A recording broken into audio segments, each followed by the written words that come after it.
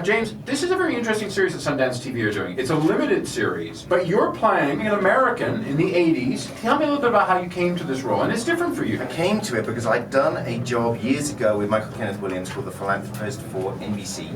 And then he called me, literally I was leaving New York after the following, I was going back home, and he called me and he said, hey man, I got this part that might be of interest to you. It's Hap and Leonard, I'm Leonard, I'd love you to play Hap. And as soon as I read it, I recognized the guy. He was it's about two very blue-collar American, but life hasn't really happened to them in the way that they kind of wanted it to happen.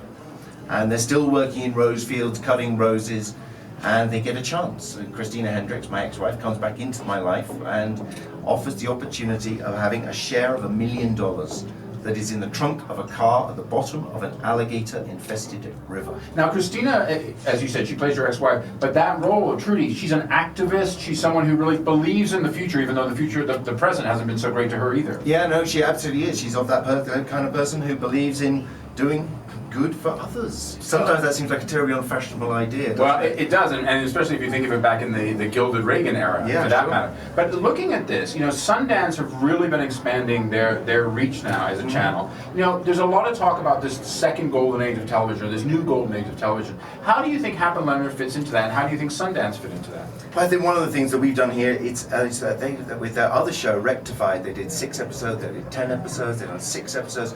This you don't have to give over an entire weekend to binge watch 24 episodes of our season. You can do it in a nice evening. And really, Hap and Leonard is like watching a 6-hour independent movie. It's shot like a movie, it looks like it feels like a movie. It's a very beguiling piece of television. You put your feet up, you get yourself a glass of wine, and it's a lovely experience to watch. So I think that it is that kind of thing of this second golden age, and it's part of the very strong quality where you get good production values, you get great performances, and a cracking good story that you can pin an evening on.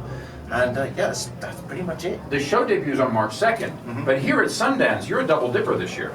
Yeah, I am. I have a movie here called Equity, which is a female-driven Wall Street movie, directed by the amazingly talented Mira Manon, and it has Anna Gunn, and she is phenomenal.